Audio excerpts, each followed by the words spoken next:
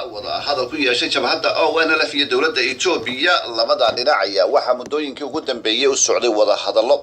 هذا ما وريها يجا قال شجع عبد الناصر الشيخ محمد حكمة يا خد كتليفون كأسبر وحى وكور يستيحوا جيها رمها دي بدي شبه وأنا لف أحمد ياسين الشيخ إبراهيم وويديي وحى لجوه الشيء waxaa ka mid ah ku heshiinay in maaragtay ay dawladda Itoobiya ay qabayso maaragtay ay dadka Soomaalida ay maaragtay gabadheeya in ay xuquuqdooda si madax bannaan ay maaragtay ay u fushan karaan in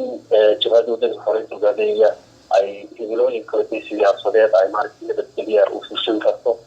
kuwaas oo ugu horeyso xaq ay ka talinto aad ugu dhagaan jirteen Ethiopiana aynan maartay dastuurkeeda bay ku dartay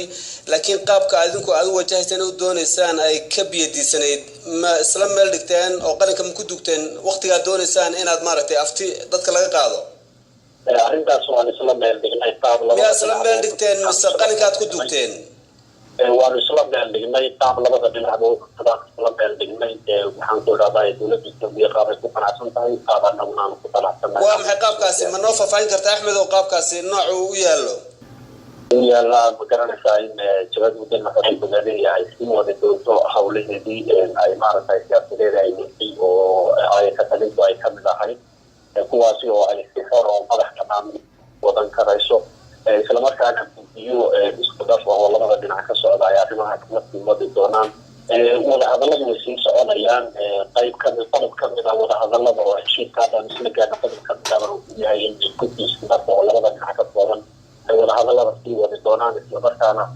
magaraysaa qodobka kala duwan oo arrimaha siyaasadda arrimaha dhaqaalaha iyo arrimaha amniga ay ku duwan yihiin inay kasii wada hadli doonaan isla markaana isla meel dhigi doonaan wax labada dhinac ay ku qanacsan yihiin haddii alla siyaasadda Itoobiya han inteen leeg baad ka qabtaan inaad wax ka noqotaan iyadoo xilligii doorashada sanad ka dhiman yahay waxaan ay loogu muhiimsan waxa weeyaan dadka iyagu inay helaan xuquuqdii ay lahaayeen ay u halgamayeen taas way ugu muhiimsan taasna waa ku dadaalayna ilaa iyo maaragtay xaqa ugu dambeeya dadka Soomaalida gabadheeya ku leeyihiin Itoobiya dhexdeeda ay helayaan inaan xuquuqdana helo arrin baa jirta aad la soo hadalay maalmahan wadanka Itoobiya gudihiisa gaar ahaan ururadii ka soo horeeyay heshiiska lala galay sida Gumbood Sabaad iyo Unago kale oo hayd hubka iska dhiga iyaguna isku dhajinayaan marka bal arrinta ka waran bal arrinta maxaan ku raadayay heshiisku balaaran yahay qaybo farbadan kala duwan u leeyahay qayb hadda waa la isla gaaray oo la isla afkartay qaybo kalena way socon doonaan marka waxa weeye anagu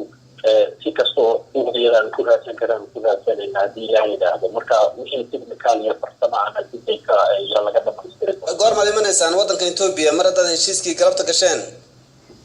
arrimahaas waxay u baahan yihiin in guddi loo saaro macnihii farsamo ahaan arrimahaas oo dhamaystiraa loo saari doonaa laakiin kolleyba annagu waxaan ku tala jirnaa ilaa wax kolley aan 3 toddobaad ka badan haddii alla waxaan ognahay deegaankeena urur horay UWL self loo diray dawladda Itoobiya la heshiisay inkastoo hadda jawiga taagan maanta uu ka bedelan yahay kii hore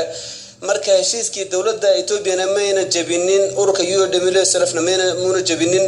waxa jabiyay oo diiday maaragtay madaxweynihii hore Cabdi Maxamed Cumar marka ka waran bal hadii idinkuna aad heshiiskii idinkoo jabinin dawladda federaalkana ayna jabinin hadii dawladdan kilka ka talinaysa ay wada shaqeyn wadaan ka waran bal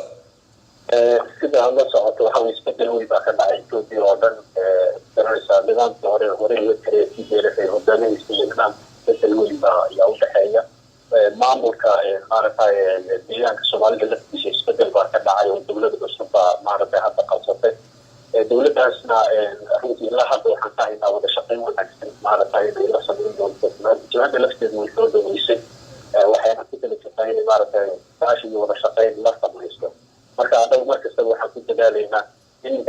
ani dalka horumarkiisa iyo nabadiisa laga shaqeeyo in dadka nagu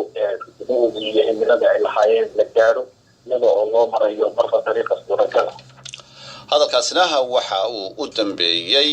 xogayaha arrimaha dibadda ee jabhadda ONLF Axmed Yaasin Sheikh Ibraahim wariyaha magaalada Jigjiga Cabdi Naasir Sheekh Maxamed Xikam ayaanu u waramayay